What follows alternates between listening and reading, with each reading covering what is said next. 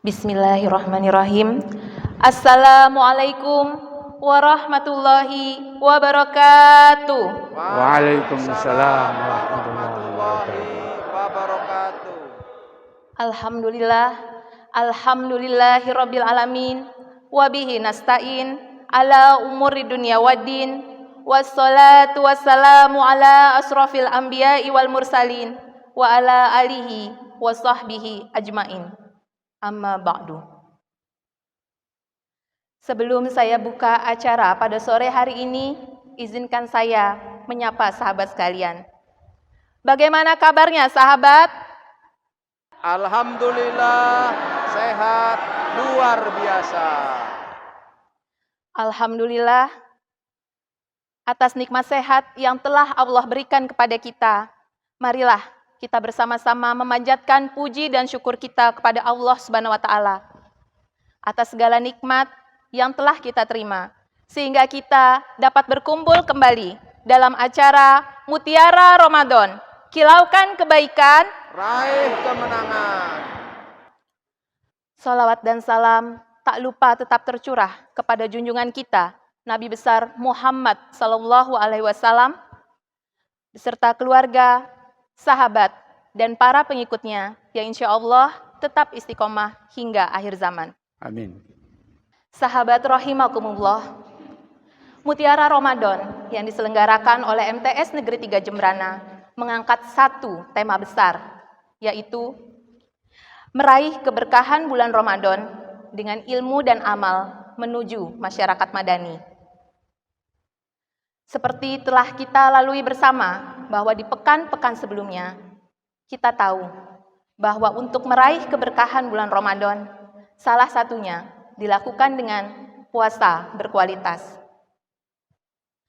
Kita juga sudah menyimak tentang ilmu dan amal, serta bagaimana masyarakat madani. Pada sore hari ini, mari kita sama-sama menggenapkan tema yang kita usung dengan mendengarkan tausiah yang bertajuk Peran Islam dan Pendidikan dalam kaitannya untuk menuju masyarakat madani. Oleh karena itu, telah hadir bersama saya di sini Al-Mukarrom, Dr. Kiai Haji Fatur Rahim Ahmad, MPDI. Beri aplaus untuk beliau. Assalamualaikum. Waalaikumsalam. Bagaimana kabarnya Pak Kiai? Alhamdulillah baik. Alhamdulillah. Pak Kiai, selama bulan Ramadan ini bagaimana kesibukannya? Apa jadi lebih sibuk dibanding bulan lainnya? Kesibukannya yang jelas di bulan Ramadan lebih sibuk. Lebih sibuk. Tapi dengan hal-hal yang terkait dengan amaliyah Ramadan. Semoga sehat selalu nggih, dan amin. Apapun kegiatan amin. yang dilakukan semoga diberi kelancaran oleh Allah. Amin. Baik Pak Kiai, saya sahabat yang menyaksikan di sini serta sahabat yang menyaksikan Mutiara Ramadan dari rumah, ini sudah penasaran sebenarnya bagaimana sih peran Islam dan pendidikan itu. Oleh karena itu, sahabat, mari kita bersama-sama mendengarkan tausiah yang akan disampaikan oleh Al-Mukarrom, Dr. Kiai Haji Fatur Rahim Ahmad MPDI yang bertajuk Peran Islam dan Pendidikan. Kepada Pak Kiai, saya persilahkan. Baik, permisi saya buka masker dulu biar kelihatan lebih ganteng. Assalamualaikum warahmatullahi wabarakatuh. Alhamdulillah. Alhamdulilladzi ja'ala Ramadan siyaman li'ibadil mu'minin wa ja'ala layaliyahu qiyaman li'ibadil mukhlisin. Asyhadu an la ilaha illallah ilahul awwalin wal akhirin wa asyhadu anna Muhammadan abduhu wa rasuluhu arsalahu rahmatan lil alamin. Allahumma salli wa sallim wa barik ala sayyidina wa habibina wa syafi'ina wa qurrati a'yunina maulana Muhammad wa ala alihi wa ashabihi ajma'in, amma ba'd. Hadirin dan hadirat pemirsa sekalian yang dirahmati Allah, alhamdulillah dalam Ramadan ini kita dapat meningkatkan ibadah kita lewat acara Mutiara Ramadan ini. Tema yang diambil kali ini adalah tentang ilmu. Bagaimana peranan ilmu untuk membuat kita menjadi masyarakat madani. Saya mengambil sebuah ayat, yaitu a'udzubillahi minasyaitonir rajim, yarfa'illahu alladzina amanu minkum walladzina utul ilma darajat. Ini ayat yang sangat populer sebetulnya di kalangan pendidikan, yaitu Allah akan mengangkat derajat orang yang berilmu, orang yang beriman dan berilmu.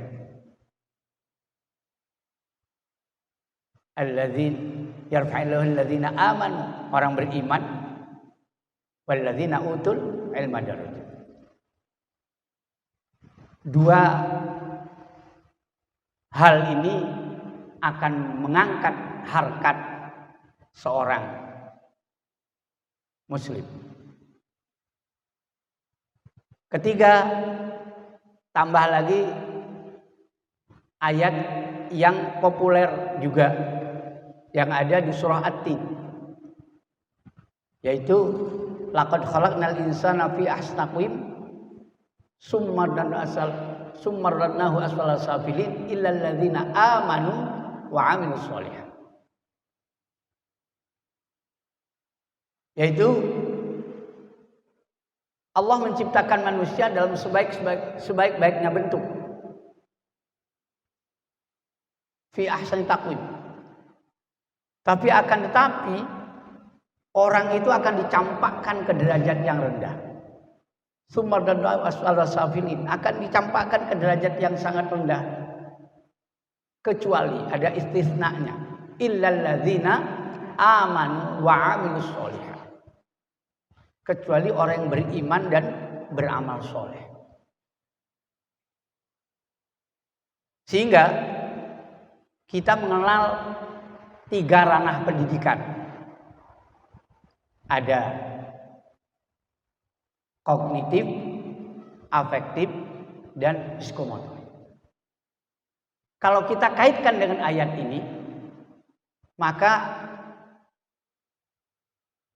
afektif itu iman, kognitif itu ilmu, dan amal soleh itu psikomotor. Jadi ranahnya itu, kalau kita kenal dalam iman juga ada bahasa iqrarum bil lisan wa tasdiqum bil qalb wa amalum bil arkan. Diucapkan dengan lidah, diyakini dengan hati, dilaksanakan dengan perbuatan. Pengucapan itu terkait dengan ilmu. Sebab orang yang tidak berilmu kalau ngomong jadinya masalah, sering menimbulkan masalah. Sebab kalau orang berilmu dan beriman, itu ucapannya akan lebih terdengar nyaman. Kemudian wa amalum bil arkan, kita laksanakan dengan perbuatan, inilah psikomotor, inilah amal soleh. Jadi orang yang berilmu dan beriman, maka aktivitasnya akan menimbulkan aktivitas yang positif. Aktivitas positif dan kreatif itulah amal soleh. Kalau orang punya tiga, kalau kita memiliki tiga, iman, ilmu, dan amal soleh, dimanapun kita berada, apapun status kita, di sini maupun di sana, artinya di dunia sampai di akhirat, kita tetap mendapatkan posisi yang baik. Posisi yang baik di hadapan manusia dan posisi yang baik di hadapan Allah. Asal kita punya tiga ini. Yaitu iman kita jaga dengan baik, ilmu kita, sebagaimana doa yang sering dibaca oleh anak-anak menjelang belajar, Rabbi zidni ilma. Tiada hari tanpa tambahan ilmu. Karena itu mengapa menghadiri majelis ilmu itu jauh lebih besar daripada menghadiri majelis zikir.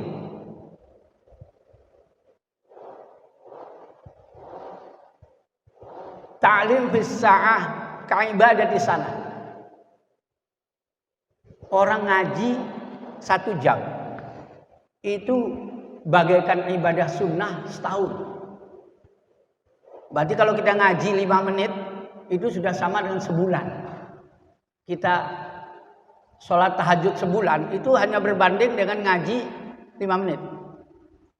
Begitu besarnya apresiasi Allah kepada orang yang mau belajar. Karena itu tiada hari tanpa zidni ilma, zidni ilma, zidni ilma. Tambahilah ilmuku, tambahilah ilmuku, tambah ilmu. Dan ilmu dalam sistem pendidikan education for all, pendidikan untuk semua, itu some place is class, some people as teacher. Semua tempat bisa untuk belajar dan semua orang bisa jadi guru. Kalau kita duduk dengan petani, jangan sungkan-sungkan untuk menanya informasi tentang pertanian. Sekalipun petani itu nggak tamat SD, tapi bisa jadi dia lebih paham praktisi pertanian dibanding kita. Nggak apa-apa kita menimba ilmu dengan mereka, siapa tahu ada ilmu yang manfaat yang bisa kita dapatkan. Mungkin ketemu pedagang, duduk-duduk, kita manfaatkanlah itu. Jangan sampai kadang-kadang dalam dunia sekarang ini orang kadang-kadang menjadi sangat eksklusif karena orang tidak lagi mau berteman dengan manusia, berteman dengan HP. Jadi HP ini kadang-kadang menjadi teman orang di mana-mana. Sehingga kadang-kadang pertemuan keluarga duduk rame-rame bareng tapi tidak ngobrol. Tapi justru yang diajak ngobrol HP. Duduk bersampingan dengan saudaranya. Yang diajak ngomong saudara yang lain. Kan aneh. Sebetulnya kan cukup tanpa biaya pulsa, tanpa biaya apa-apa, ngobrol aja dengan yang di samping kan. Sama-sama dapat informasi juga. Tapi ada nilai silaturahim di sana. Tapi karena dengan ada nilai silaturahim, ada pahala di sana karena perintah Allah. Silaturahim perintah Allah. Memang, saya juga chattingan kan silaturahim. Tapi mengapa silaturahim yang dunia maya kita jauh lebih utamakan dibanding silaturahim dengan dunia nyata yang nampak? Tentu akan lebih besar nilainya. Kita akhirnya bisa menghadiri suatu acara karena kita tidak punya ilmunya, kita pulang nggak dapat nilai sama sekali. Karena apa? Kita di sana fisik kita hadir, badan kita hadir, tapi pikiran dan hati kita nggak hadir di sana. Karena selama hadir acara, pegang HP sampai selesai acara, sehingga pada waktu ditanya, siapa yang datang? Nggak tahu. Kamu tadi duduk dengan siapa? Nggak tahu. Kok nggak tahu? Ya asik WA-an, asik medsosan. Ini penyakit sekarang.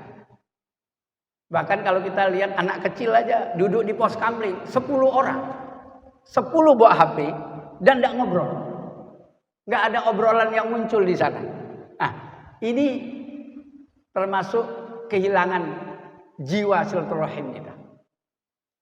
Kalau kita punya ilmunya, ini ladang pahala. Ladang pahala dengan kita ngobrol, kita gini. Dan ada kemungkinan kita dapat ilmu juga. Dengan obrolan-obrolan. Apalagi kita bersama orang-orang yang kebetulan orang-orang yang baik. Orang yang punya nilai plus dalam kehidupan kita.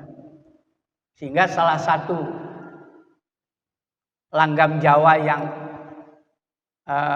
tombo ati itu wong kang soleh kumpulono. Kita mau kumpul-kumpul dengan orang yang punya pikiran positif, itu sangat baik karena ada pengaruh positif juga. Dan itu termasuk ilmu fisikal. Itu namanya konduksi. Ya, terjadinya bisa ada kohesi, bisa ada adesi, bisa ada konduksi. Maaf Ibu, maaf saya. Anjing Ashabul Kahfi saja dalam keterangan bisa masuk surga sebab kumpul sama orang baik. Itu anjing. Anjing kumpul orang baik bisa jadi baik. Apalagi kita.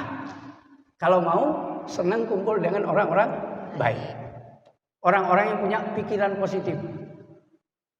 Karena itu kalau kita mencari teman supaya dapat ilmu manfaat, carilah orang-orang yang punya pikiran positif. Kalau kira-kira kita kumpul nanti akan banyak hal-hal negatif yang muncul, mending mundur. Dari sosialita itu, bahasa sekarang juga mungkin sosialita.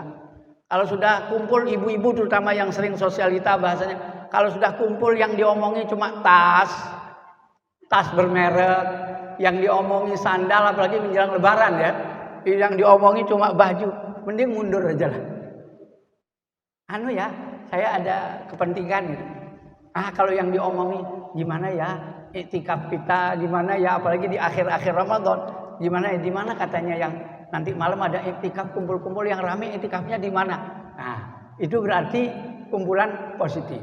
Nah, itu perlu kita ikut ya, nimbrung di sana supaya kita dapat aura positif. Ya, aura positif.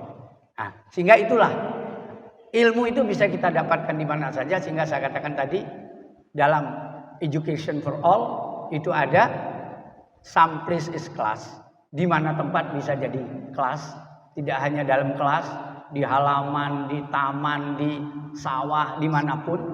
Kemudian some people is teacher, semua orang bisa jadikan guru. Sehingga itu yang sangat penting bagi kita, karena doa kita Rabbi zidni ilma, Rabbi zidni ilma. Ya Allah, tambahilah ilmuku, tambahilah ilmuku.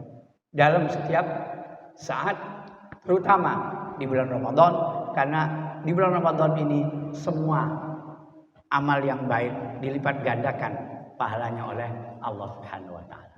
Mudah-mudahan hal yang saya sampaikan ini ada manfaatnya sebagai pencerahan buat kita semua, sehingga kita bisa nanti berdialog untuk mendapatkan umpan balik yang baik untuk kepentingan kita bersama. Terima kasih atas perhatian. Mohon maaf segala kekurangan. Inna shiratal mustaqim. Wallahu a'lam. Wassalamualaikum warahmatullahi wabarakatuh. Waalaikumsalam warahmatullahi wabarakatuh.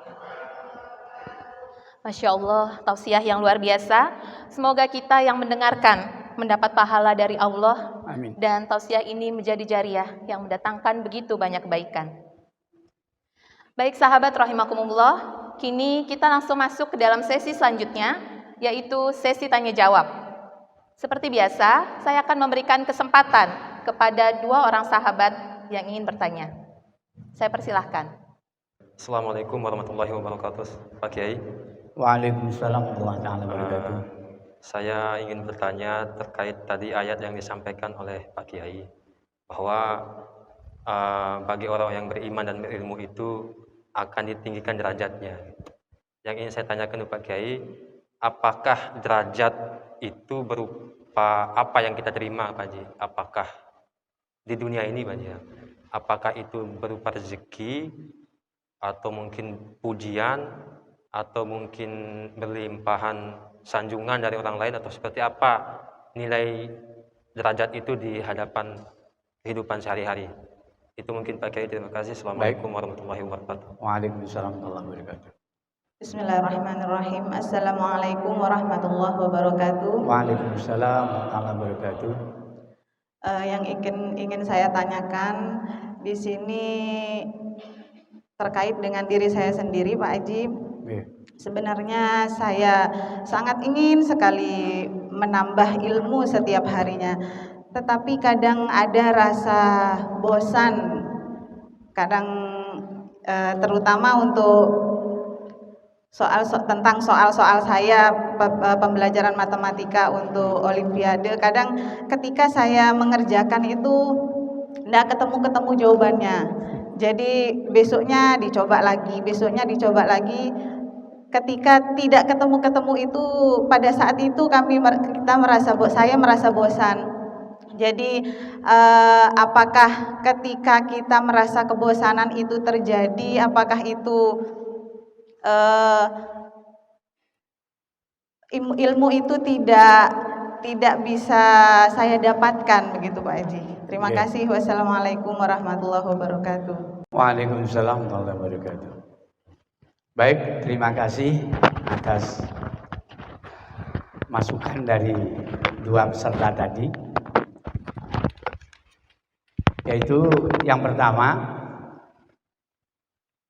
derajat apa sih yang kita dapatkan yang dijanjikan oleh Allah, yarfa'illahu alladzina amanu minkum walladzina utul ilma darajat.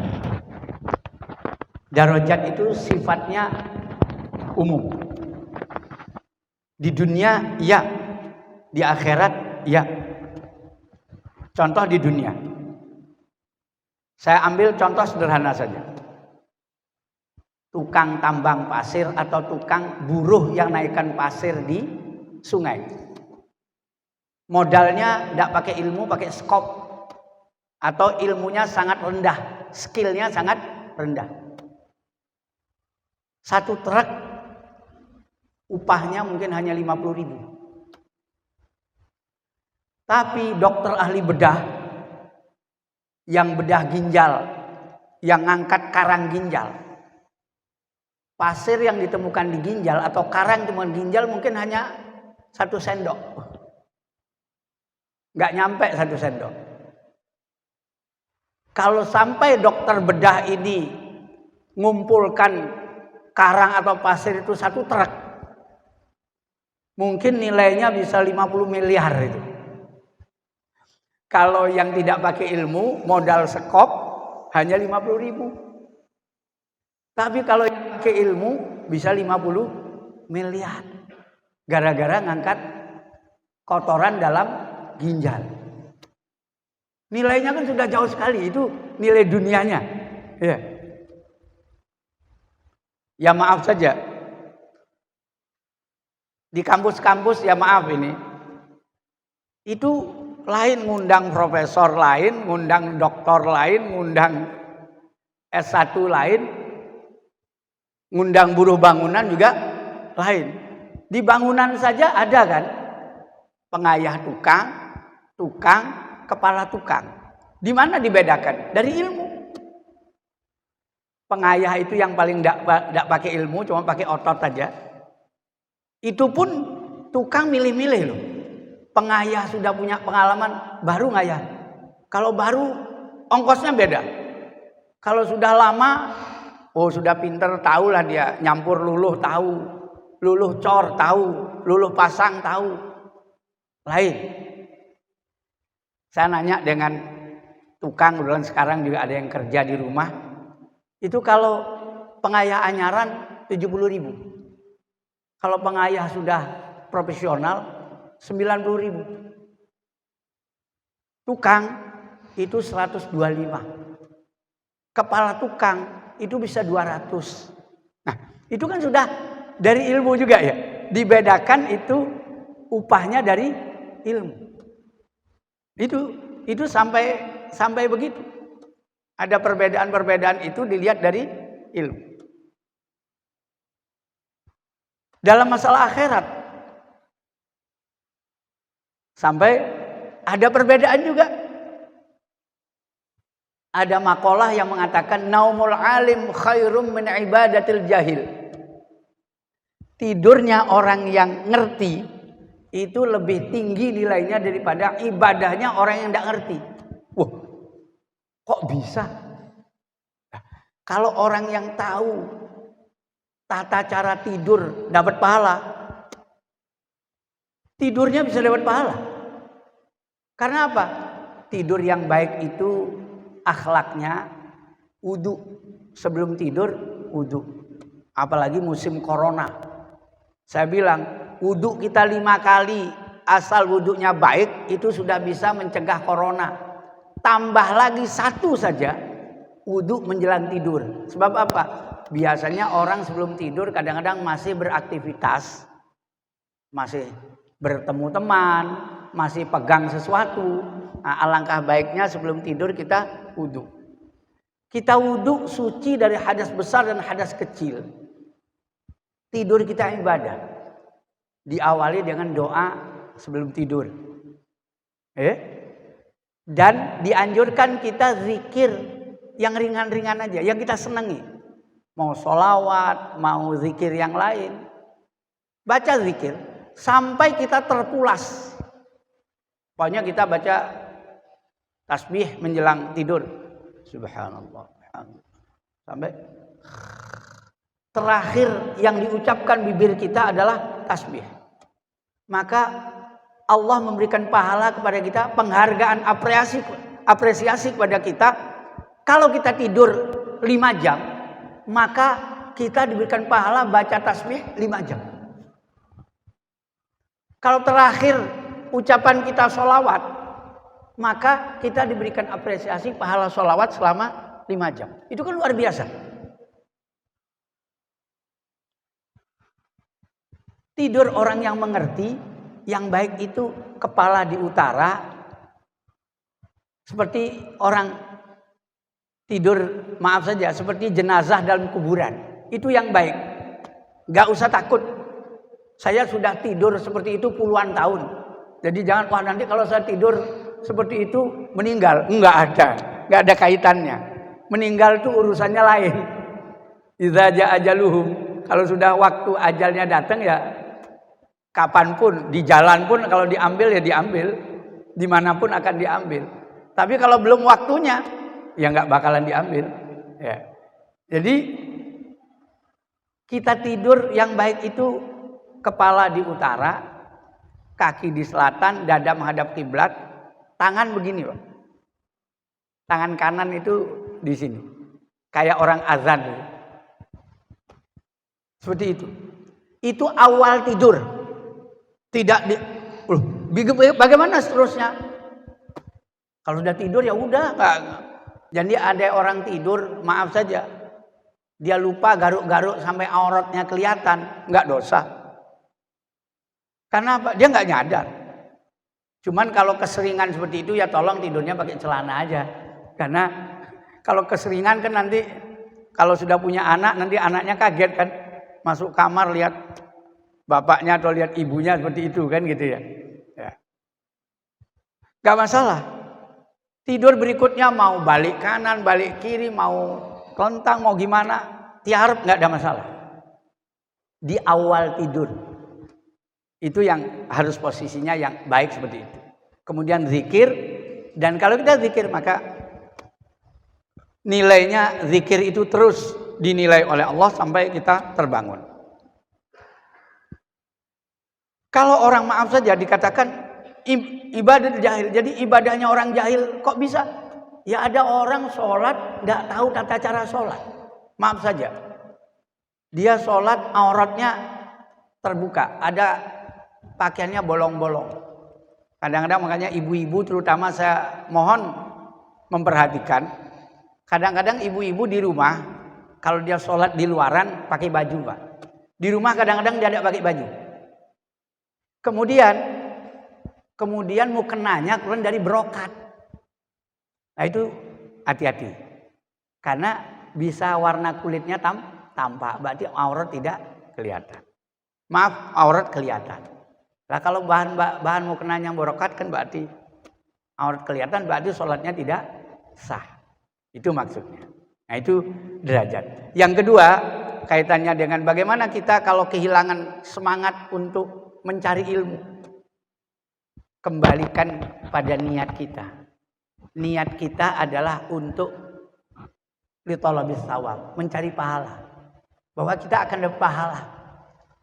Sehingga itu menyebabkan kebosanan akan berkurang. Atau divariasi. Jangan kalau sebenarnya ibu ngajar matematika terus matematika, ya sekali-sekali dialihkanlah ke yang lain-lain. Ya bersenandung nyanyi kah atau apalah yang kira-kira udah kadung bosan matematika, dipaksakan lagi matematika sampai 3 jam ya jangan. 2 jam diselingi dengan yang lain. Anda bisa gitar ya gitaran dulu barang setengah jam refreshing lah. Baru balik lagi. Kalau matematika dipaksakan ya saya tahu sendiri matematika itu paling menjenuhkan, Pak. Ya kalau itu diterus-teruskan nanti stres kita malahan kan gitu ya. Ya dialihkan ke hal-hal lain sehingga dan kembalikan pada niat kita adalah untuk mencari pahala dengan ilmu itu. Baik, saya kira demikian. Terima kasih. Terima kasih atas jawabannya Pak Kiai. Sahabat rahimakumullah, tausiah sudah diberikan dan sesi tanya jawab pun sudah kita lalui. Izinkan saya menyampaikan kesimpulan dari tausiah pada sore hari ini. Islam dan pendidikan. Allah berfirman bahwa Allah akan mengangkat derajat orang yang beriman, berilmu, dan beramal soleh. Adapun kaitan Islam dengan pendidikan tercermin dalam adanya 3 ranah dalam pendidikan, yaitu kognitif atau ilmu, afektif atau iman, dan psikomotor atau amal soleh. Jika kita memegang ketiga unsur ini, maka Allah akan menempatkan kita di tempat yang terbaik. Maka, moto yang harus kita pegang bersama adalah tiada hari tanpa menuntut ilmu. Yakinlah bahwa semua tempat bisa untuk belajar dan semua orang bisa menjadi guru. Cari dan berkumpullah dengan orang-orang yang berilmu dan berkegiatan positif. Sahabat rahimakumullah, Mutiara Ramadan pada sore hari ini merupakan Mutiara Ramadan episode terakhir. Ya, tak terasa kita sudah hampir tiba di penghujung bulan Ramadan. Sebelum bulan yang penuh berkah ini berakhir, saya akan mengajak sahabat sekalian untuk sejenak berintrospeksi. Apakah kiranya kita